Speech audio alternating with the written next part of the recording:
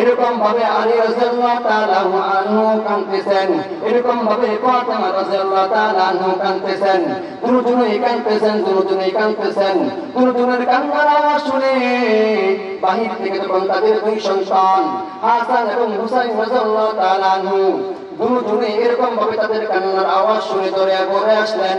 ঘরে আসার পর তাদেরকে জিজ্ঞাসা করতেছেন, বাবাকে যা জিজ্ঞাসা করেন, ও বাবা তুমি কাঁদো কেন? এরকম ভাবে মাকে যা জিজ্ঞাসা করতেছেন, ও মা তুমি কাঁদো কেন?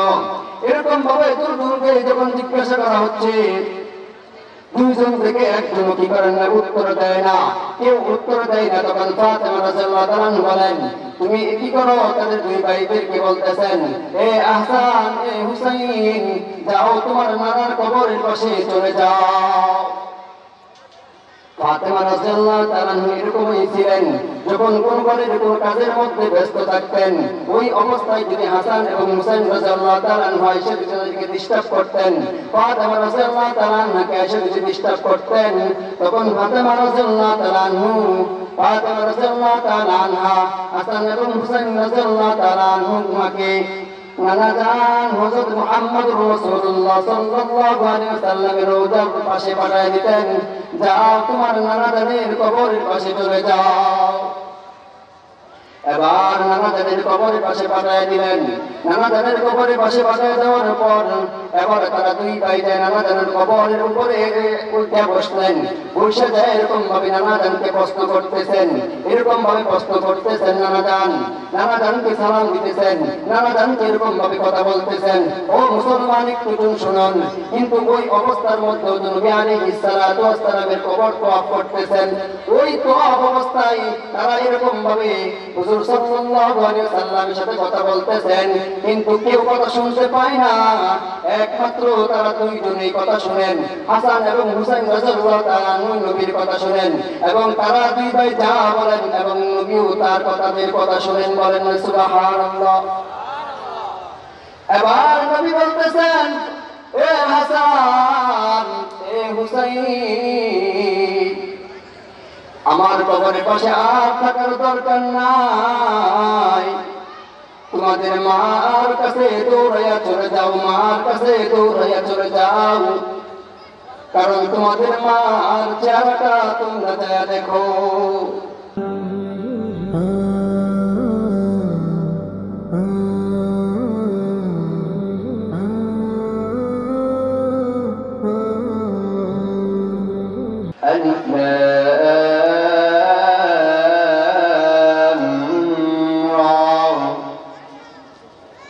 كتاب أنزلناه إليك لتخرج الناس من الظلمات إلى النور ألف لام را حروف مقطعات এটার ব্যাখ্যা একমাত্র আল্লাহ রাব্বুল আলামিন জানেন এবং নবী আলাইহিস সালাতু ওয়াস সালাম জানেন। কুরআনুল কারীমের মধ্যে এরকম কিছু হরফ আছে যেগুলো হরফকে হরফুল মুকাত্তাআত বলা হয়।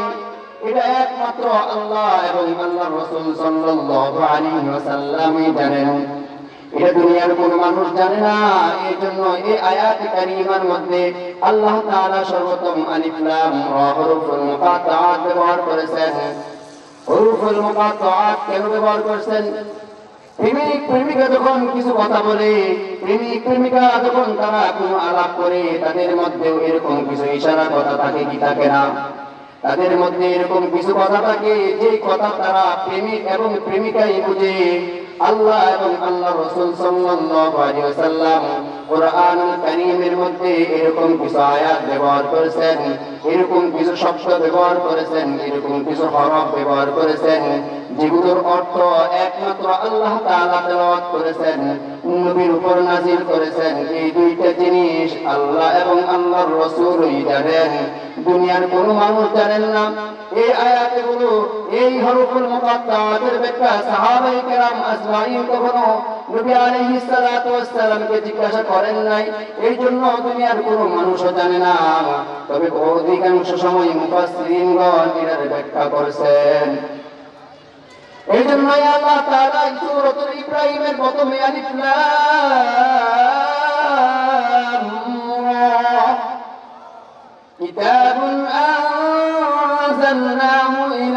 لتخرج الناس من الظلمات إلى النور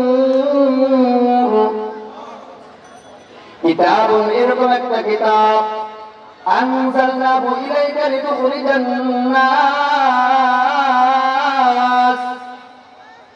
যেই কিতাবটা আল্লাহ তাআলা নবী আলাইহিস সালাতু ওয়াস সালাম সরকার দো আলম নবী সাল্লাল্লাহু আলাইহি ওয়াসাল্লামের উপর আল্লাহ তাআলা নাযিল করেছেন কিতাবুন আনজালনাহু ইলাইকা লিতুখরিজান নাস মিনাজ যুলুমাতি ইলান নূর মানুষদেরকে অন্ধকার থেকে আলোর দিকে নিয়ে যাওয়ার জন্য আল্লাহ তাআলা এই কোরআন কারীম নাযিল করেছেন আল্লাহ তাআলা বলেন ও পয়গম্বর আমি আপনার উপর যে কোরআন কারীম নাযিল করেছি এই কোরআন হলো এরকম কোরআন যে কোরআন হলো যে এই কোরআনকে ধারণ করবে যে এই কোরআনকে গ্রহণ করবে তাকে আল্লাহ তাআলা অন্ধকার থেকে আলোর রাস্তা দেখায় দিবেন যেই কোরআনকে গ্রহণ করবে যেই কোরআনের দাওয়াত দিবে যেই কোরআন পড়বে আল্লাহ তাআলা তাকে অন্ধকার থেকে আলোর দিকে নিয়ে নেবেন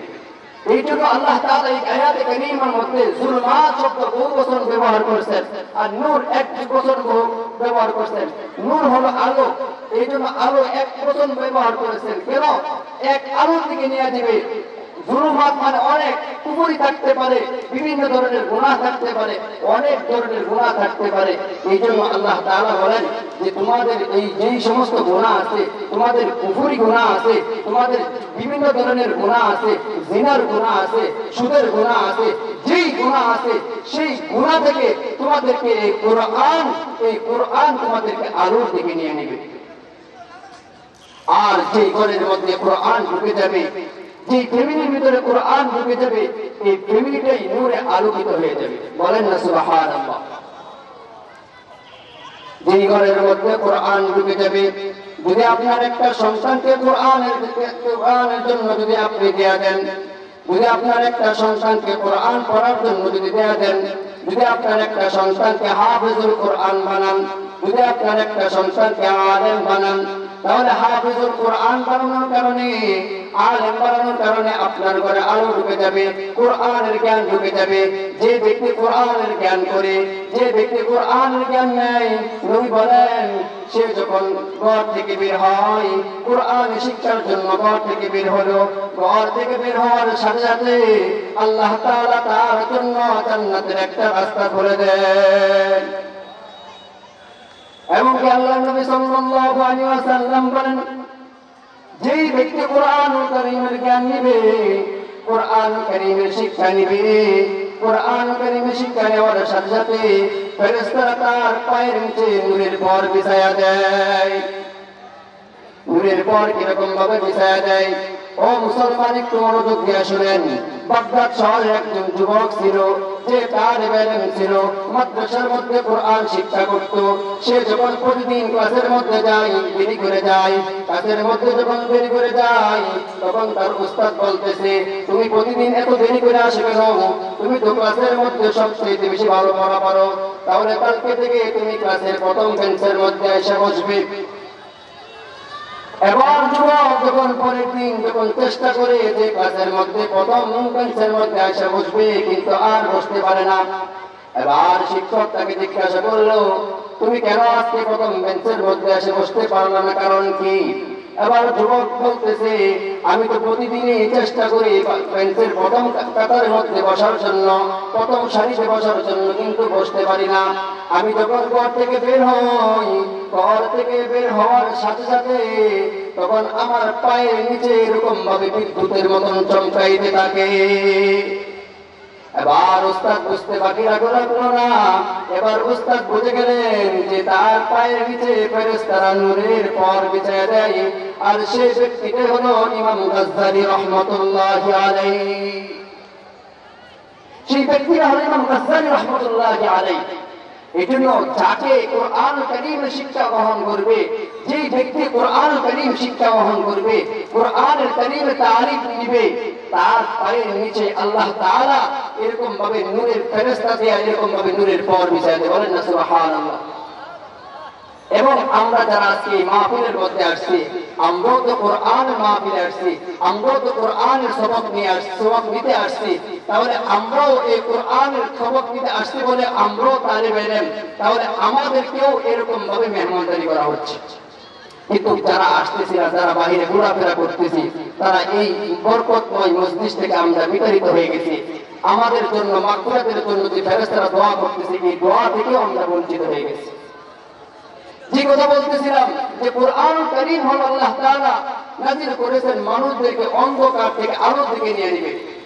এই জন্য কোরআনুল কারীম যদি আপনার ঘরে ঢুকায় দেন, আপনার সন্তানকে যদি কোরআনুল কারীমের শিক্ষা দেন, যদি আপনার একটা সন্তানকে যদি হাফিজুল কোরআন বানান, আপনার একটা সন্তান হাফিজুল কোরআন হওয়ার কারণে আপনার একটা সন্তান এরকম ভাবে আপনার জন্য এরকম ভাবে জাহান্নাম প্রাপ্ত, এরকম জাহান্নাম নির্ধারিত হয়ে গেছে, সে জাহান্নামে চলে যাইতেছে, এরকম লোকদেরকে সে দেখে দেখে এরকম ভাবে তাদেরকে জান্নাতে নিয়ে নেবে। তাহলে আপনি কি চান না আপনার একটা সন্তানকে এরকম ভাবে আলেম বানানোর জন্য, হাফেজ বানানোর জন্য? আপনি কি চান না হাফেজের বাবা হবেন? কিয়ামতের ময়দানে আল্লাহ তাআলা আপনাকে জান্নাতের মুকুট পরাইবেন। কিয়ামতের ময়দানে আপনাকে এরকম ভাবে হাফেজের বাবা বলে ডাকবে। আপনি কি চান না এরকম ভাবে আপনার সন্তানদেরকে দাওয়া, এরকম ভাবে মাদ্রাসায় দিয়ে দেন? আপনার একটা সন্তানকে মাদ্রাসায় দেন, আপনার একটা মেয়ে আছে তাকেও মাদ্রাসা দেন। এই যে মাদ্রাসা আজকে এই মাহফিলের ইন্তজাম করা হয়েছে, এই মাদ্রাসার মধ্যে অনেক মেয়েরা লেখাপড়া করতেছে। যারা এরকম ভাবে লেখাপড়া করতেছে, কমাস কম কোরআন হাদিসের যে সমস্ত জ্ঞান তারা নিতেছে, এরকম ভাবে তাদের মধ্যে এরকম ভাবে আল্লাহ তাআলা যে একটা আমানত, যে পর্দার আমানতটাও তাদের মধ্যে চলে আসছে, পর্দার আমানতটাও তাদের মধ্যে চলে আসছে। কারণ যদি একটা মেয়ে যদি পর্দা না করে, একটা মেয়ে যদি পর্দা না করে, তাহলে একটা মেয়ে 4 জন পুরুষকে জাহান্নামে নিয়ে নেয়। কয়জন পুরুষকে? 4 জন পুরুষকে একজন মেয়ে জাহান্নামে নিয়ে নেয়। বাবাকে নিয়ে নেয়, বড় ভাই, ভাই যা আছে ভাইকে নেয়, স্বামীকে নেয় এবং সন্তানদেরকে জাহান্নামে নিয়ে নেয়। আপনি বাবা, আপনার মেয়ে বেপরদায় ঘুরে, আপনার মেয়ে বেপরদায় ঘোরার কারণে তো আপনি জাহান্নামে। আপনি বাবা, আপনার মেয়ে বেপরদায় ঘুরে, বা আপনি বড় ভাই কিন্তু আপনার বোন বেপরদায় ঘুরে, আপনার বাবা নাই। বাবা না থাকলে বোনের দায়িত্ব বড় ভাইয়ের কাঁধে। এখন বড় ভাই আছে কিন্তু বড় ভাই থাকার কারণে কিন্তু বড় ভাই দায়িত্ব নেয় নাই, এই জন্য বড় ভাই জাহান্নামী। আপনার স্ত্রী বেপরদায় ঘুরে, তাহলে আপনি স্বামী হিসেবে আপনি জাহান্নামী। অথবা আপনার মা বেপরদায় ঘুরে, তাহলে আপনি সন্তান হিসেবে আপনি জাহান্নামী। তাহলে একজন মহিলা কয়জন পুরুষকে জাহান্নামে নিয়ে নেয়? 4 জন পুরুষকে জাহান্নামে নিয়ে নেয়। এই জন্য বলতে চাইছিলাম যে এই জন্যই আপনি আপনার সন্তানকে কোরআনের আলো ঢুকায়া দেন, কোরআনের জ্ঞান ঢুকায়া দেন, এরকম ভাবে মাদ্রাসায় পড়ায়া দেন, মাদ্রাসায় ভর্তি করায়া দেন। কমাস কম সে হালাল হারাম থেকে বেঁচে থাকবে, কমপক্ষে সে হালাল হারাম থেকে বেঁচে থাকবে। এই জন্য আপনার সন্তানকে কোরআনের শিক্ষা দেন। এই কোরআন আল্লাহ তাআলা বলেন, এই কোরআন হলো এরকম কোরআন যে কোরআন মানুষদেরকে অন্ধকার থেকে আলো দিকে নিয়ে আনে। আজকে সমাজের মধ্যে আমাদের অবস্থা এরকম হয়ে গেছে যে আমরা তো এরকম যে আমরা নিজেরা এরকম ভাবে আমাদের মেয়ে যারা আছে তাদেরকে আমরা পর্দা করাই না, পর্দার বিধান তাদের এরকম ভাবে জানাই না। তো এই জন্য আপনার উপর দায়িত্ব কর্তব্য হলো যে আপনার সন্তানকে, কমাস আপনার মেয়েকে এরকম ভাবে মহিলা মাদ্রাসার মধ্যে ভর্তি করাইয়া দেন। মহিলা মাদ্রাসার মধ্যে ভর্তি করাইয়া দিলে অবশ্যই আপনার মেয়ে কিছুই না জানুক, অবশ্যই পর্দা হারাতে জানবে, পর্দার বিধানটা জানবে, কিভাবে পর্দাতে থাকতে হয় এই বিধানটা অবশ্যই সে জানবে, পর্দা কিভাবে করতে হয় এটা সে জানতে পারবে। তার মৃত্যু পর্যন্ত সে পর্দা কিভাবে করতে হয় সেটা জানবে। কিন্তু আফসোসের বিষয় হলো এরকম যে আমাদের অবস্থা হলো এরকম যে আমরা নিজেরাও পর্দা করি না, আমাদের আত্মীয় স্বজন যারা আছে, আমার মাকে আমি পর্দা করাই না, আমার বিবিকে পর্দা করাই না, আমার বোনকেও আমি পর্দা করাই না। পর্দা না করার কারণে এই জন্য আমরা জাহান্নামী। আর নবী বলছেন আমার উম্মতের জন্য সবচেয়ে বড় ফিতনা হলো মহিলাদের ফিতনা আমি রেখে গেছি। আর মহিলাদের ফিতনাটাই হলো সবচেয়ে বড় ফিতনা। এই জন্য আসুন, আমাদের যাদের মেয়ে আছে, আমাদের যাদের বোন আছে, এরকম ভাবে আমরা তাদেরকে এরকম ভাবে কোরআনের তালিম দেই, কোরআনের শিক্ষা দেই, মহিলা মাদ্রাসায় ভর্তি করায় দেই। এরকম ভাবে মহিলা মাদ্রাসায় ভর্তি করায় দিলে, বা এরকম ভাবে আমার সন্তান আছে, ছেলে আছে, এরকম ভাবে কওমি মাদ্রাসায় ভর্তি করায় দিলে অবশ্যই সে এই জ্ঞানটা পাবে। এই জ্ঞান পাওয়ার কারণে সে কখনো আল্লাহ তাআলার সাথে নাফরমানি করবে না, কখনো সে আল্লাহ তাআলার সাথে নাফরমানি করবে না। সে আদর্শ শিক্ষায় শিক্ষিত হবে, সে আদর্শ শিক্ষায় শিক্ষিত হবে। আজকে তো আমাদের সমাজের মধ্যে আমাদের মেয়েরা এরকম ভাবে পর্দা করে না, পর্দার বিধান কি তার জানেই না, পর্দার বিধান কি অত জানেই না। অথচ পর্দা করা ফরজ, নামাজ পড়া যেরকম ভাবে আপনার উপর ফরজ, এরকম ভাবে একজনের উপর পর্দা করাটাও এরকম ভাবে ফরজ। নামাজ না পড়লে যেরকম ভাবে গুনাহ হবে, যেরকম ভাবে আপনাকে জাহান্নামে যাইতে হবে, পর্দাটা না করার কারণে আপনাকে জাহান্নামে যাইতে হবে। ও মুসলমান, আপনাদেরকে একটা ঘটনা শোনাই। ও মুসলমান, একটু মনোযোগ দিয়ে শুনেন, একটু মনোযোগ দিয়ে শুনেন। নবীজির কলিজার টুকরা ফাতেমা রাদিয়াল্লাহু তাআলা আনহা, ফাতেমা রাদিয়াল্লাহু তাআলা আনহা কিরকম একজন মহিলা ছিলেন, জান্নাতের সর্দারনী হবেন এরকম একজন মহিলা। নবীজি সাল্লাল্লাহু আলাইহি ওয়াসাল্লামের কলিজার টুকরা মা ফাতেমাকে আলী রাদিয়াল্লাহু তাআলা আনহুর কাছে বিবাহ দিলেন। আলী রাদিয়াল্লাহু তাআলা আনহুকে এর কাছে বিবাহ দেওয়ার পরে ফাতেমা রাদিয়াল্লাহু তাআলা আনহা রমজান মাসে এরকম ভাবে আলী রাদিয়াল্লাহু তাআলা আনহুর সাথে সেহরি খাইলেন। সেহরি খাওয়ার পর ফাতেমা রাদিয়াল্লাহু তাআলা আনহার নিত্য দিনের কাজ ছিল, সেহরি খাইলেন। সেহরি খাওয়ার পরে ফজরের সময় হয়ে গেছে। ফজরের সময় হয়ে যাওয়ার পর থেকে ফাতেমা রাদিয়াল্লাহু তাআলা আনহা, ফাতেমা রাদিয়াল্লাহু তাআলা আনহা কি করেন নাই, আর ঘুমান নাই, না ঘুমায় ফজরের নামাজের জন্য যাই নামাজ বিছায় নিলেন। যাই নামাজ বিছায় নেওয়ার পরে ফাতেমা রাদিয়াল্লাহু তাআলা আনহা নামাজ পড়লেন, ফজরের নামাজ পড়লেন। তার নিত্য দিনের কাজ হলো যাই নামাজে বসে ফজরের নামাজ পড়ার পর, ফজরের নামাজ পড়ার পর ফাতেমা রাদিয়াল্লাহু তাআলা আনহা এরকম ভাবে এশরাকের নামাজ না পড়া পর্যন্ত যাই নামাজ থেকে উঠতেন না। এরকম ভাবে নিত্য দিনে দিনে এরকম ভাবে আমল গুলো করতেন। এই আমল হযরত ফাতেমা রাদিয়াল্লাহু তাআলা আনহা ছিল। অথচ আজকে আফসোসের বিষয় হলো আমাদের মা বোনেরা এরকম আছে, ফজরের নামাজই পড়ে না, ঠিক কিনা? অথচ এরকম আছে আমরাও ফজরের নামাজও পড়ি না, আমাদের বিবিদেরকেও, আমাদের কন্যাদেরকে, আমাদের বোনদেরকেও আমরা নামাজে তাকিদ দেই না। অথচ কলিজার টুকরা ফাতেমা রাদিয়াল্লাহু তাআলা আনহা, নবীজির কলিজার টুকরা ফাতেমা রাদিয়াল্লাহু তাআলা আনহা এশরাকের নামাজ না পড়ে এরকম ভাবে যায় নামাজ থেকে উঠেন না। হযরত আলী রাদিয়াল্লাহু তাআলা আনহু সেহরি খাওয়ার পরে ফজরের আযান হয়ে গেছে। ফজরের আযান হয়ে যাওয়ার পর আলী রাদিয়াল্লাহু তাআলা মসজিদে চলে গেলেন। ফাতেমা রাদিয়াল্লাহু তাআলা যাই নামাজ বিছায় নামাজের জন্য দাঁড়ায় গেলেন। গুরু দুটো এরকম ভাবে নামাজের জন্য দাঁড়ায় গেলেন। আলী রাদিয়াল্লাহু তাআলা আলী রাদিয়াল্লাহু তাআলা ফজরের নামাজ পড়ে যখন মসজিদ থেকে আসলেন, মসজিদ থেকে আসার পরে দেখতেছেন যে ফাতেমা রাদিয়াল্লাহু তাআলা ঘরের মধ্যে নাই, যাই নামাজের মধ্যে নাই। আলী রাদিয়াল্লাহু তাআলা চমকে গেলেন। এখন ফাতেমা তো এটা কখনো করতে পারে না, কারণ তার তো প্রতিদিনের নিত্য দিনের কাজ ছিল। সে প্রতিদিনই তো এরকম ভাবে এশরাকের নামাজ না পড়ে যাই নামাজ থেকে উঠে না। আজকে কেন উঠলেন? তখন আলী রাদিয়াল্লাহু তাআলা ফাতেমা রাদিয়াল্লাহু তাআলা কে খুঁজতে গেলেন। খুঁজে দেখেন ফাতেমা রাদিয়াল্লাহু তাআলা পাক ঘরের মধ্যে, ফাতেমা রাদিয়াল্লাহু তাআলা পাক ঘরের মধ্যে কি করেন? তখন দেখতেছেন ফাতেমা রাদিয়াল্লাহু তাআলা পাক ঘরের মধ্যে হযরত হাসান হুসাইন রাদিয়াল্লাহু তাআলা আনহুমা, তারা দুই ভাই এরকম ভাবে ছোট ছিলেন। তাদের দুই ভাইয়ের এরকম ভাবে কাপড়গুলো এরকম ভাবে একটা গামলার মধ্যে বিছাইছেন। এরকম ভাবে একটা গামলার মধ্যে এরকম ভাবে আটার খামিরা তৈরি করছেন রুটি বানানোর জন্য, এবং একটা গামলার মধ্যে একটা পাতিলের মধ্যে এরকম ভাবে পানি গরম করতেছেন। এবার আলী রাদিয়াল্লাহু তাআলা ফাতেমা রাদিয়াল্লাহু তাআলা কে জিজ্ঞাসা করলেন, এই ফাতেমা তুমি কাজ কেন করলা আজকে? এতগুলো কাপড় কেন ভিজাইলা? এই গামলার মধ্যে এতগুলো খামিরা কেন তৈরি করলা?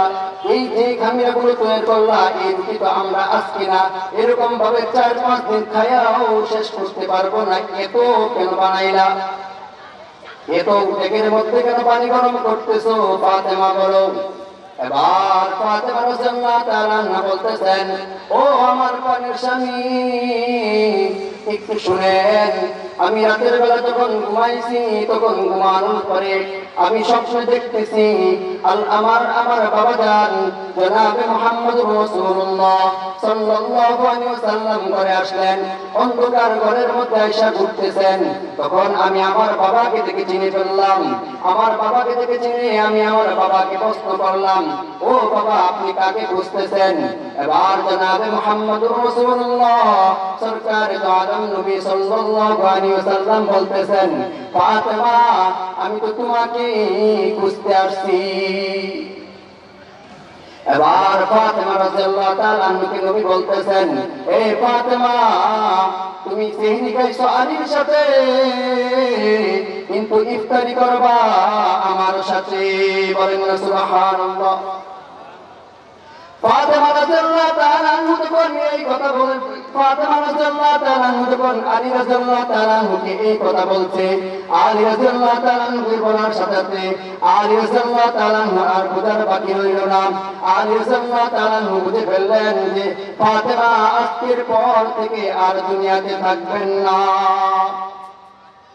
ফাতেমা আর এই কথা শুনে এবার আলী রাদিয়াল্লাহু তাআলা আনহু কান্না শুরু করে দিলেন। এরকম ভাবে আলী রাদিয়াল্লাহু তাআলা আনহু কাঁদতেছেন, এরকম ভাবে ফাতেমা রাদিয়াল্লাহু তাআলা আনহু কাঁদতেছেন। দুজনেই কাঁদতেছেন, দুজনেই কাঁদতেছেন।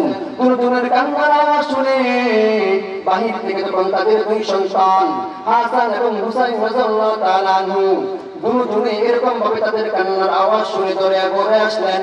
ঘরে আসার পর তাদেরকে জিজ্ঞাসা করতেছেন, বাবাকে যা জিজ্ঞাসা করেন, ও বাবা তুমি কাঁদো কেন?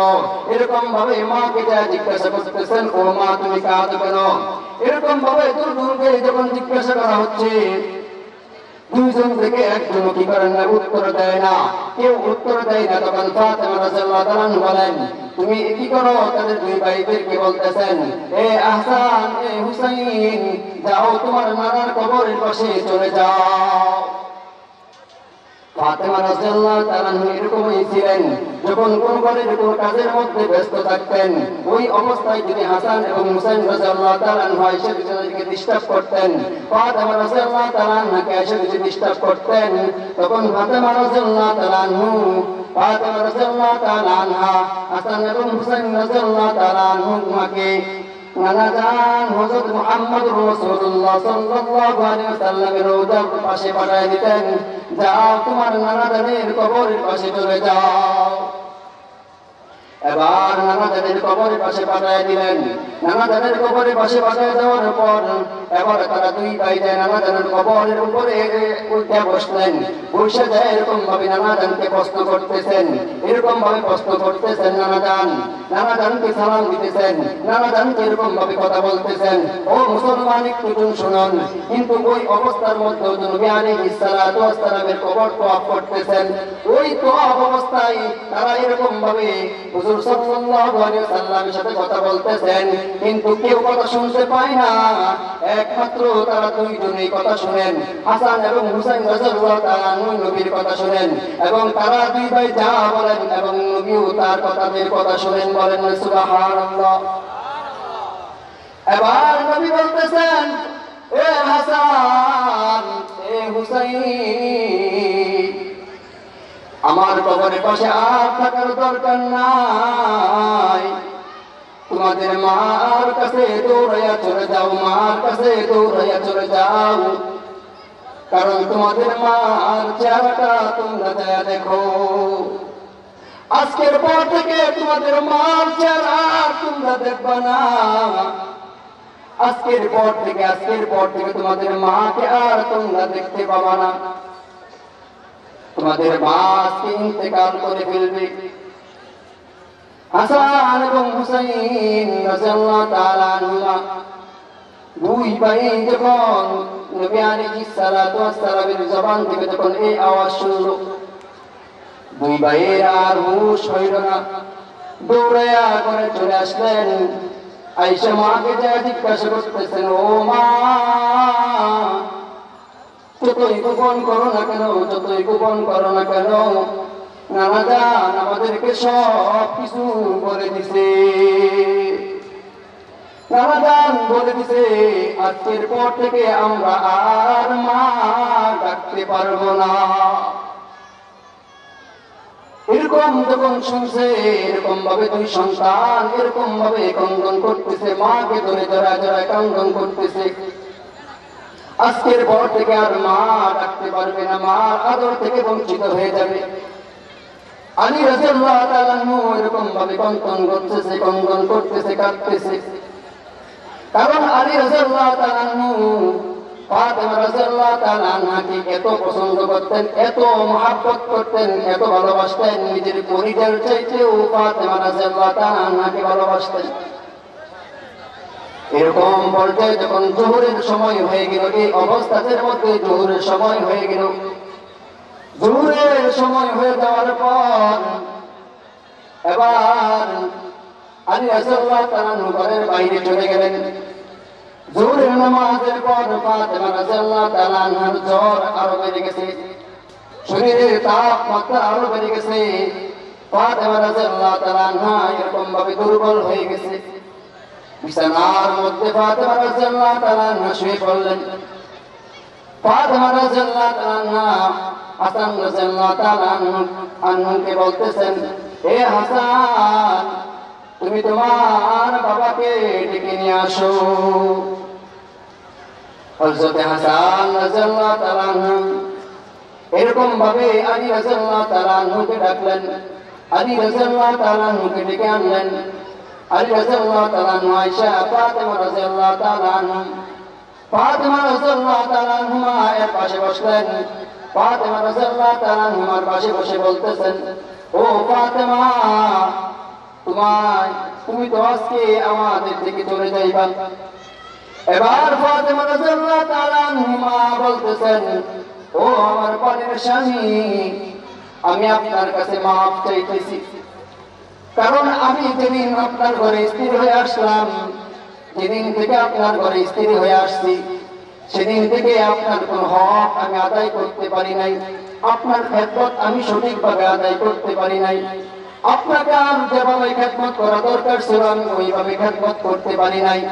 আপনি যদি আমাকে মাফ না করেন, তাহলে কালকে আমাদের ময়দানে আমি আল্লাহ তাআলার কাঠগড়ায় ধরা খেয়ে যাইব, এবং আমি যদি আল্লাহ তাআলার কাঠগড়ায় ধরা খেয়ে যাই, তাহলে আমার কারণে আমার বাবাও আল্লাহ তাআলার কাঠগড়ার মধ্যে ধরা খেয়ে যাইবে। এবার আলী রাদিয়াল্লাহু তাআলা বলতেছেন, ও ফাতেমা, তুমি তো নবী সাল্লাল্লাহু আলাইহি ওয়াসাল্লামের কলিজার টুকরা, তোমার উপযুক্ত স্বামী আমি ছিলাম না, কিন্তু তোমার বাবা আমার আত্মের মধ্যে তোমাকে দিয়েছে, তোমাকে আমার সাথে নিকাহ দিয়েছে, এই জন্য তোমার স্বামী আমি হয়েছি। ও ফাতেমা, আমি তো তোমার হক সঠিকভাবে আদায় করতে পারি নাই, তোমাকে এরকম কোনো ভালো খাবার দিতে পারি নাই, তোমাকে এরকম ভাবে উত্তম কোনো পোশাকও দিতে পারি নাই, তোমাকে এরকম কোনো ভালো বিছানাও দিতে পারি নাই। ফাতেমা, আমিও তো তোমার হক সঠিকভাবে আদায় করতে পারি নাই। ও মুসলমান, দেখেন তাদের দাম্পত্য কিরকম, তাদের দাম্পত্য কিরকম, আর আমাদের দাম্পত্য কিরকম। আর আমাদের দাম্পত্য হলো একজন আরেকজনের সাথে কি করে ঝগড়া লাগে, সর্বদাই ঝগড়া লাগায় থাকে, অথচ তাদের দাম্পত্য জীবনের মধ্যে কোনো ঝগড়া নাই, তাদের দাম্পত্য জীবনের মধ্যে ঝগড়া নাই। অথচ আমরা স্বামী স্ত্রী এরকম পর্যায়ে হয়ে গেছি যে একজন আরেকজনকে এরকম ভাবে গালাগালাজ করি, গালিগালাজ করি, একজন আরেকজনকে গালি দেই, বাপ মা তুলে গালি দেই, বিভিন্ন বিষয় নিয়ে গালি দেই। এই গালি দেওয়ার কারণে সংসারের মধ্যে অঘটন আসে, সংসারের মধ্যে অঘটন আসে।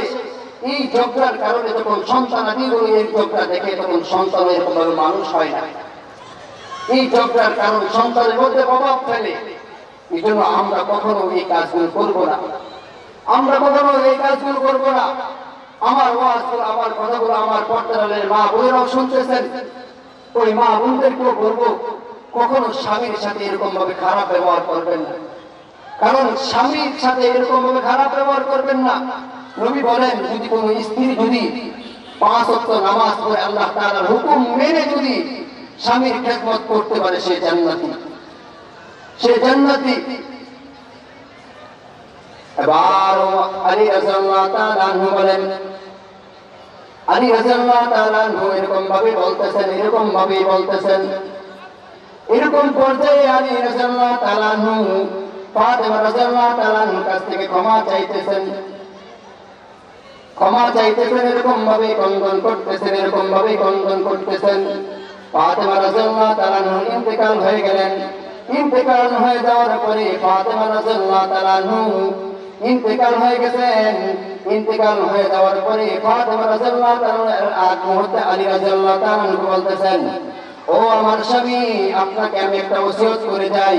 কি ওসিয়ত? আমি ইন্তেকাল করার পরে তো রাত্র আসতেছে, ওই রাতের মধ্যে আমাকে আপনি দাফন করে ফেলবেন, কেননা আপনি যদি আমাকে এরকম ভাবে বিলম্ব করেন, কালকে দিনের মধ্যে যদি দাফন করেন, তাহলে কালকে দিনের মধ্যে এরকম ভাবে বিভিন্ন এলাকা থেকে মানুষ আসবে। ওই মানুষগুলো এসে আমাকে দেখবে, আমাকে দেখে বলবে যে নবীর কলিজার টুকরা ফাতেমা এরকম লম্বা ছিল, এরকম বড়ি দেহের বড়িওয়ালা এরকম ছিল, তার এরকম বড়ি এরকম ভাবে চৌড়া ছিল, এটাও আমার পর্দার লঙ্ঘন হবে। অথচ আজকে আমাদের মা বোনদের অবস্থা হলো এরকম, যে তারা এরকম ফিটফাট বোরকা পরে, এই বোরকার দ্বারা তাদের পর্দার লঙ্ঘন হয় কি হয় না? এবার ফাতেমা রাদিয়াল্লাহু তাআলা ওসিয়ত করার পরে ইন্তেকাল করলেন। ইন্তেকাল করার পরে ফাতেমা রাদিয়াল্লাহু তাআলা ইন্তেকাল করার পরে এরকম ভাবে আলী রাদিয়াল্লাহু তাআলা রাতের বেলায় কি করবেন? দাফন করবেন। আলী রাদিয়াল্লাহু তাআলা কিভাবে দাফন করবেন? একা মানুষ যদি খাটের এক সাইডটা ধরে আরেক সাইডটা ধরা সম্ভব না, কিভাবে দাফন করবে? এরকম ভাবে আলী রাদিয়াল্লাহু তাআলা কি করতেছেন? এরকম ভাবে আফসোস করতেছেন। এরকম সময় আবু যর গিফারী রাদিয়াল্লাহু তাআলা হাজির। আবু যর গিফারী রাদিয়াল্লাহু তাআলা কে দেখে আলী রাদিয়াল্লাহু তাআলা জিজ্ঞাসা করলেন, হে আবু যর, তুমি কেন আসলা? আবু যর গিফারী রাদিয়াল্লাহু তাআলা বলেন, আমি যখন প্রতিদিন এরকম ভাবে এশার নামাজ পড়ে খাওয়া দাওয়া করে শুয়ে পড়তাম, এশার নামাজ পড়ে যখন খাওয়া দাওয়া করে শুয়ে পড়লাম, খাওয়া দাওয়া করে শুয়ে পড়ার পরে তখন আমি এরকম ভাবে যখন ঘুমায় পড়লাম, তখন নবী আলাইহিস সালাতু ওয়াস সালাম স্বপ্নে আসলেন। আয়েশা বলতেছেন, হে আবু যর, আমার কলিজার টুকরা ফাতেমা ইন্তেকাল করছেন, একমাত্র আলী আছে, দাফন করার আর কেউ নাই। এ আবু যর, তুমি যাও, আলীর সাথে যায় খাটকি ধরো এবং আমার মা কলিজার টুকরা ফাতেমাকে দাফন করো। আবু যর গিফারী রাদিয়াল্লাহু তাআলা আনহু আসলেন। আবু যর গিফারী এবং আলী রাদিয়াল্লাহু তাআলা আনহু এবং হাসান হুসাইন রাদিয়াল্লাহু তাআলা আনহুমা তারা জানাজার নামাজ পড়লেন এবং ফাতেমা রাদিয়াল্লাহু তাআলা আনহাকে দাফন করলেন। এইভাবে দাফন করলেন। তো ফাতেমা রাদিয়াল্লাহু তাআলা কথাটা এইটাই বলা যে ফাতেমা রাদিয়াল্লাহু তাআলা মৃত্যুর আগ মুহূর্ত পর্যন্ত পর্দার কোনো লঙ্ঘন না হয় সেই চিন্তাটাই করে গেছেন। অথচ আমাদের অবস্থাটা হলো এরকম যে আমরা পর্দার লঙ্ঘন বারবার করতেছি, এরকম ফিটফাট বোরকা করতেছি, যার দ্বারা আমাদের পর্দার লঙ্ঘন হচ্ছে। আল্লাহ তাআলা আমাদেরকে যে কথাটুকু বলা হয়েছে সেই কথার উপর আমাকে এবং আপনাদের সবাইকে আমল করার তৌফিক দান করুন বলে আমিন। ওয়া আখিরু দাওয়ানা আলহামদুলিল্লাহি রাব্বিল আলামিন।